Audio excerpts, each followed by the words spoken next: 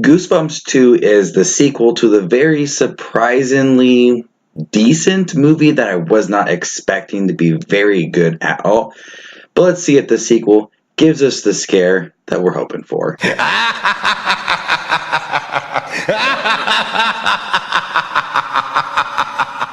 Goosebumps 2 tells the story of two young boys who love to search for junk. It's like their business, they're junk hunters. And they get an anonymous tip that there is a house that has a bunch of junk. And it happens to be the house of R.L.Stine. And he has his very first book in the attic of the house called Haunted Halloween. And they unlock it and release Slappy once again and all the monsters from R.L.Stine's mind. With a smaller budget and a cast that could not return, I wasn't expecting much from Goosebumps 2 Haunted Halloween, but this movie is just okay. It's not the best movie ever, but I'm going to give you the good and the bad, and I'm going to give you my score at the end. Wow. Easily the best thing about this movie is the monsters that return for the second movie. I really do like Slappy. I always thought Slappy was a pretty cool character in the Goosebumps novels and the 3 episodes I think he appeared on the Fox show.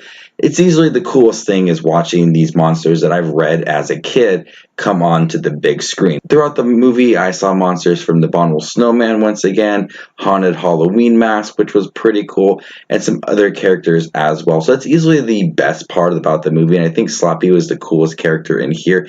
Even though his storyline was a little bit weak, it was cool to see him on screen, and he was voiced by Jack Black. At least Jack Black got to return and voice a character, and he does appear in this movie as well as a cameo towards the end. A little bit more than a cameo, actually. He has a little bit to do in the story. But like I said, easily the best part about Goosebumps 2 is that it's the characters and the monsters that appear in this movie. Now, like I said, it's not a bad movie. It's enjoyable. I'm not like hating myself for watching this movie after I've seen it. But it's just, there are some fun moments, some comedic moments that do work. But overall, I think that the monsters returning were the best thing about the movie. They carried the film. They had some pretty cool scenes, and Slappy had a lot to do in this movie. Like I said, this movie is decent, and the reason I think that it's not great and it's not better than Goosebumps is that the energy seems to be rather low. It's not very exciting. There is some things that are happening, and it's almost mirroring what the first movie did, but it's just got that low energy to where I'm just like, I felt like blah watching the movie. And in the family next to me, I saw it at a late night screening. There was only a couple people in the movie, but the family next to me, a couple and their son, they left like 50 minutes into the movie because the kid fell asleep. That's not a good sign when your main target audience is falling asleep. It's really probably because it's way past his bedtime on a Sunday night, but still, you want kids to be engaged and having fun with it. I just felt like the movie just had a really low energy going for it, and I just couldn't shake the feeling that it's not very exciting. And also, like I said, I do think that Slappy is one of the coolest characters in the movie, but his storyline was a little bit awkward and desperate. I'm not going to go into spoiled territory if you guys haven't seen it, but they really talk about it very early on, and it's the whole main part of the movie is what Slappy wants. And I just found it to be really awkward and not Slappy-ish, if that makes any sense.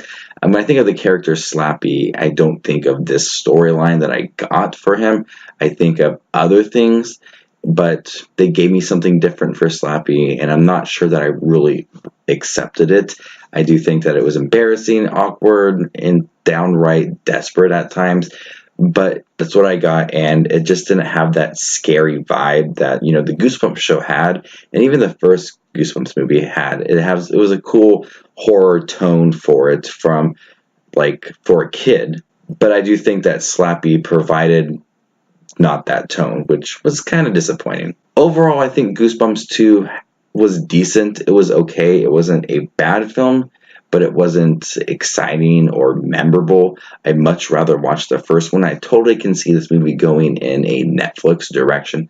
I would love to see them reboot the show or even do like small Netflix movies. I think that'd be really cool. Even straight to DVD. I still would like to watch Goosebumps movies because I have every single Goosebumps book and I've watched the show constantly. I'm a big Goosebumps fan and I would love to see this property continue, but how this movie bombed at the box office, I'm not sure what's going to happen in the future with these Goosebumps movies, but I would love to see something new. But right now, I'm going to go ahead and give Goosebumps 2 Haunted Halloween a C+.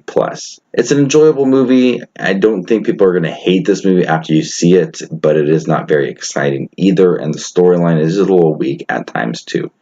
Have you guys seen Goosebumps 2 Haunted Halloween? What did you think about it? Make sure to subscribe to my channel for more Halloween themed videos. We're continuing this 13 days of Halloween all the way up until Halloween Day. Got videos all the way up until that day. I'm really excited to get these videos out for you guys. So make sure to hit that subscribe button and that bell notification down below so you guys don't miss anything. And you can click on it and watch me sit here and talk about Halloween stuff. That's what you guys are into. Thank you guys for watching this video. This is Just Watch Movies, and you guys stay classy, YouTube.